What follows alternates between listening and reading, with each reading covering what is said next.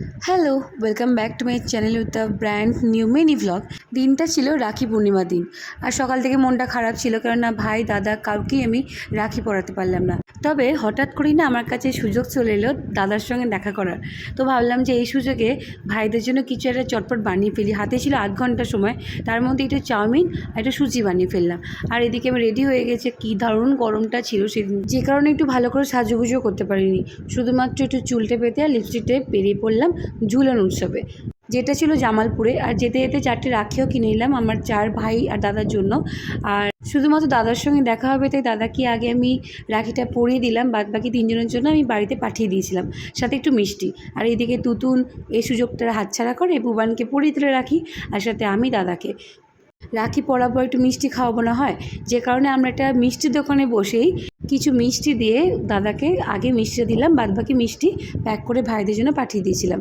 তারপরে এই যে সব কিছু রাখি টাকি পরানো হয়ে গেল ঝুলন উৎসবের মধ্যে, যেটা ছিল জামালপুরে, মানে আমাদের বাড়ি থেকে 10 মিনিটের দূরত্বে। তো সেখানে আমরা ঝুলন দেখতে গিয়েছিলাম। আর আমাদের এখানে এই যে ঝুলনের মেলাটা না বিরাট বড় হয়, তাই আমি ভিডিওতে দেখিয়ে শেষ করতে পারবো না। রাস্তার দুধারে প্রায় 1 কিলোমিটার ধরে এই দুদিকে দোকানগুলো বসেছিল, তাই অত তো দেখিয়ে শেষ করানো সম্ভব নয়। তো যে কারণে আমি অল্প করেই তোমাদের জন্য একটু তুলে ধরলাম।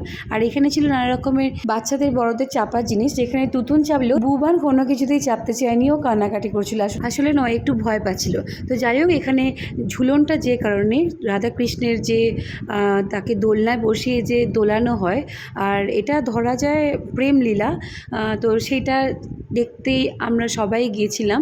তার সাথে সাথে কৃষ্ণের যে লীলা প্রত্যেকটা জায়গায়, যেমন কর্ণবধ, অজগরবধ, পুতনা রাক্ষসী বধ, এই সমস্ত নানা রকমের সমস্ত মূর্তিগুলো বেশ সুন্দর করে সাজানো ছিল।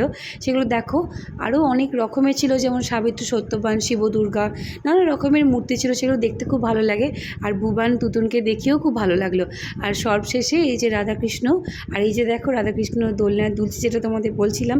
তো এই সমস্ত কিছু দেখে ঠাকুর প্রণাম করে চলে গেলাম একদম সোজা খাওয়া দাওয়ার জায়গায়। তো সেখানে এত সুন্দর সুন্দর খাবারগুলো খেয়েছিলাম, তো যার মধ্যে ছিল fish fry, fish cutlet, fish finger, সাথে তুতুনের জন্য ছিল এগ রোল, আর আমাদের জন্য ছিল রুমালি রুটি আর পনির বাটার মশালা। তো প্রত্যেকটা খাবারই সুন্দর ছিল। তো যাই হোক, সন্ধ্যা থেকে একদম রাত্রি 11:30 পর্যন্ত, মানে আমার বাড়ি যেতে রাত্রি 11:30 বেজে গিয়েছিলো।